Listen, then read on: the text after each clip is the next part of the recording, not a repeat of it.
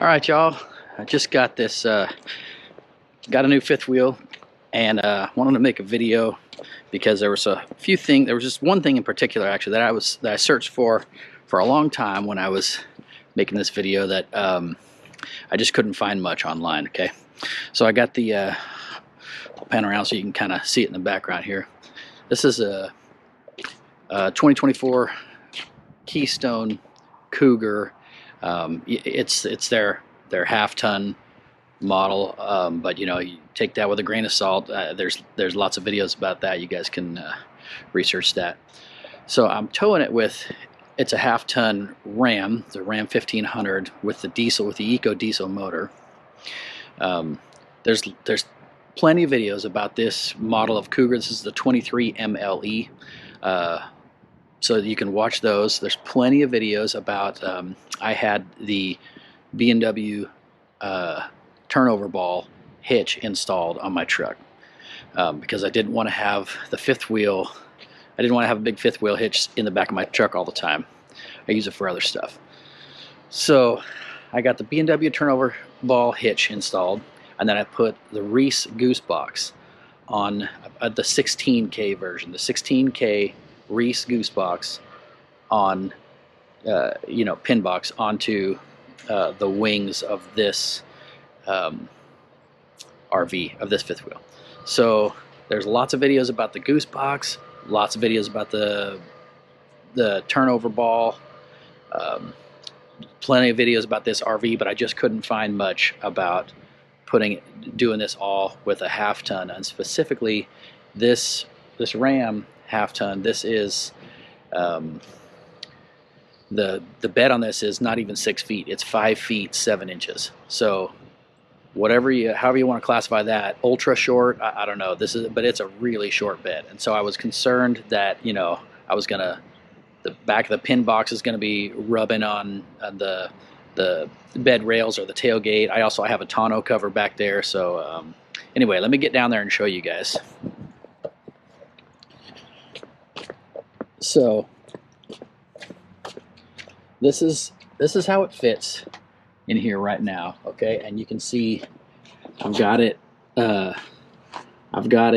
It's installed in just the standard holes, okay? Not high, not low, and I've got a good. There's close to 7 inches here between the bed of the truck and the bottom of the fifth wheel. That's how that's how it looks down in there.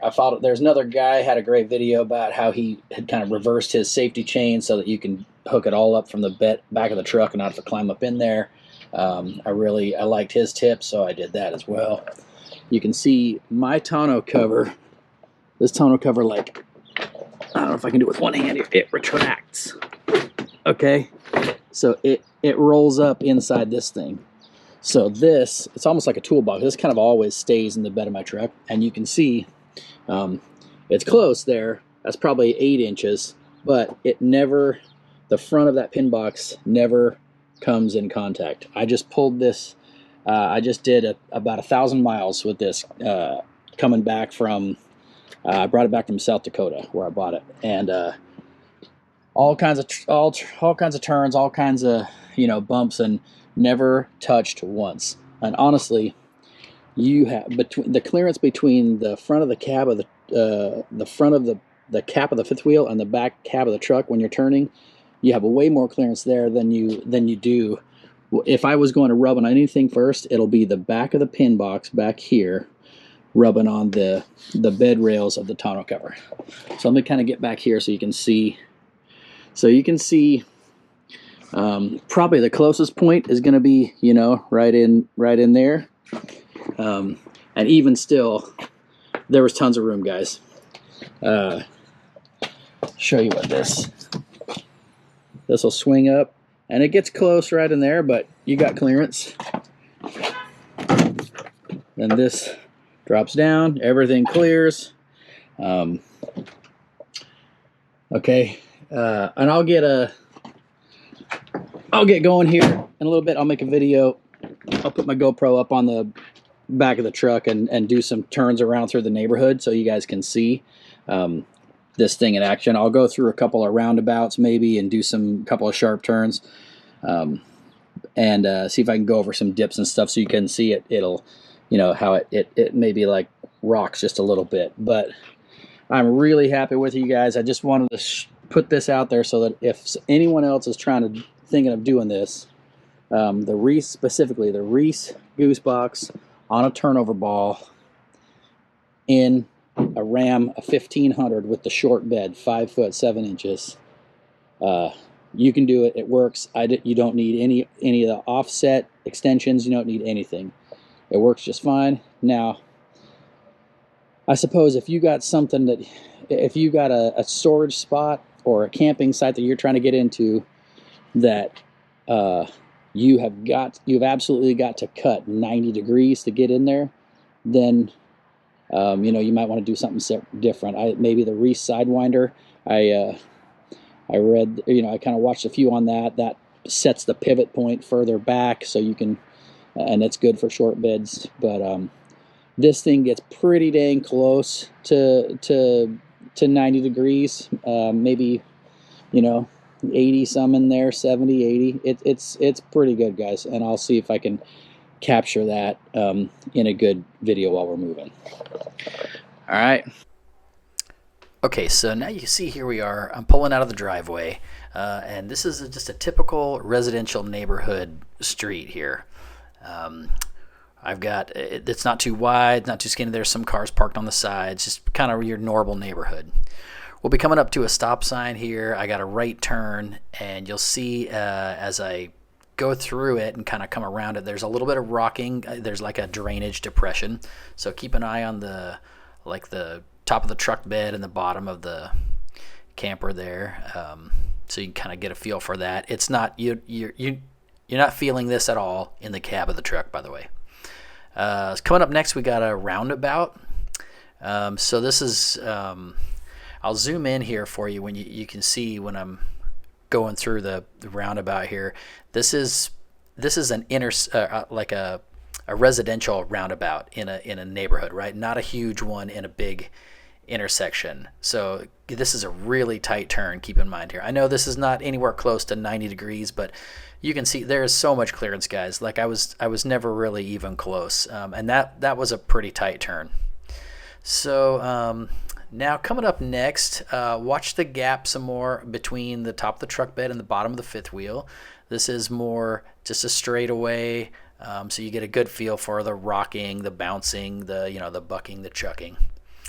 Got a right turn at an intersection with stoplights up here. So this is just a little bit bigger than the intersection in my neighborhood. You can see not anywhere close to touching there.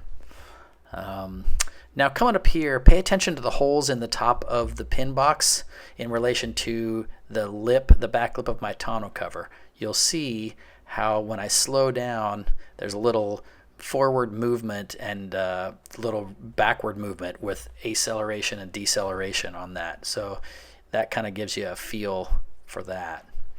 Now going straight down a bigger road, a little more bumping, a little more rocking. You can kind of see how that looks. Once again, you don't feel this at all. That airbag is so smooth in that Goose Box. And now here we have a left-hand turn at a large intersection, a real large intersection. Going around some cars there, you can see just tons of room, lots of clearance. I was never worried at all, guys. Hope that helped. All right, y'all, just a couple other notes I wanted to pass on here. So my Ram, my 1500, pulled this trailer down the road at 65 miles an hour, no problem. There was 2 passengers, myself and my wife, and we had a couple of suitcases, small load of gear, had the freshwater tank full or 2/3 full. And I had some tools, and the original fifth wheel pin box was in there too. So I had a good amount of weight kind of up in the front of that thing, but no camping gear or anything like that. So it also pulled at 70, no problem, but it would kind of shift a little more than what I like. I don't like all that shifting, so I kept it around 65, and it did just fine, no problems. I kept my trailer brake controller set at, it was light electric with a gain of between 5 and 6, was just about right for that trailer. My Ram has air suspension and it with auto leveling, so you know, you get it hooked up and it just levels itself out, makes it just look all nice and smooth. It looks really good. It feels good. It feels safe. It does not feel out of control. Doesn't feel too heavy for the truck. There's no squat. It's great. I've got I put 50 psi in the Goose Box, and that seemed to be just about right.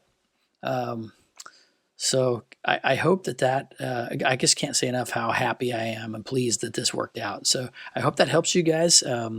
If any of you are thinking of doing the same thing with your half-ton trucks, just know that you can. It fits. I'm under the payload and I'm under the towing capacity, you know, the way I've got it set up now. So anyway, I'm just real happy. Hopefully this helps you guys out, and thanks for watching.